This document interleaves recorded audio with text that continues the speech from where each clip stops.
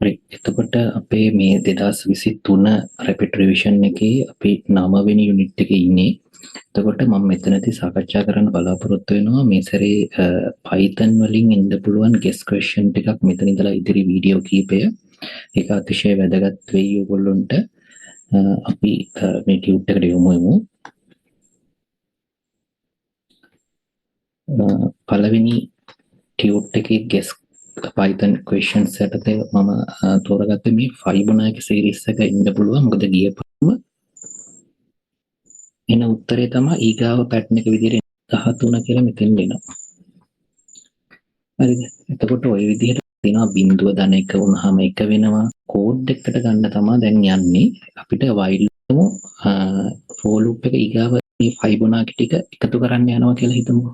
Fibonacci range එක මේ විදිහට යනවා. ඊට පස්සේ අපි කරන්න වෙනවා අන්න අර Fibonacci series කියන list එක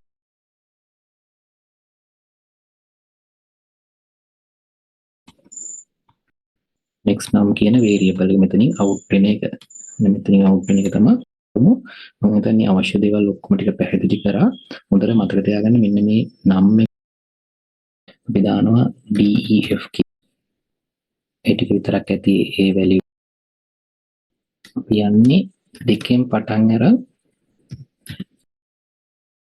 ඊට පස්සේ මෙතනින් return එකක් දෙන්න ඕන. return එක හැම වෙලෙම next number එකත් එක්ක result එක ගන්නවා. result කියලා දානවා.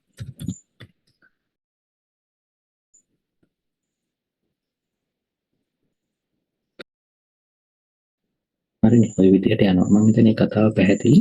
6ක් આવොත් 6ක් එනවා. දැන් කියන්න වෙන්නේ මෙහෙම නෙවෙයි. මෙතෙන්ද කියන්න කිසි ප්‍රශ්නයක් තියාගන්න. ප්‍රෝග්‍රෑම් එක දෙපාරක් ස්ටාර්ට් කරන්න. රීමාක් කියන්නේ මුලදී වැලියු එකක් නෙවෙයිනේ. return Fibonacci series කියලා list එක start කියලා append කරන එක ප්‍රෝග්‍රෑම් එක අපි මුලදී i2 කරනකොට මේක කන්සෝල් එකේ ඉස්සල්ලාම ඔන්න නම්බර් එකට යන්නේ. මම තමයි ඉස්සල්ලා සම් එක කිව්වෙත් මේක මෙතන 1 එකතු වුනහම මෙතන 5 විදිහටම INA එක නෙවෙන්න ඕනේ. එතකොට උත්තරේ එකක්. show වලට බිඳුවයි කියලා දාපුවාම Fibonacci series එක ඉස්සෙල්ලා print කරනවා. two term series එකෙන් අර show කරන එක ඒ ඔක්කොම print කරලා ඇවිල්ලා ආයෙ 10 කරනවා. මම හිතන්නේ මේකට වඩා අපි කරපු program දෙක කලින් flow chart දෙක සහ මම ඇඳපු flow chart එකේ program එක හරියට බලාගත්තා නම් කිසි ගැටලුවක් වෙන්නේ නැහැ.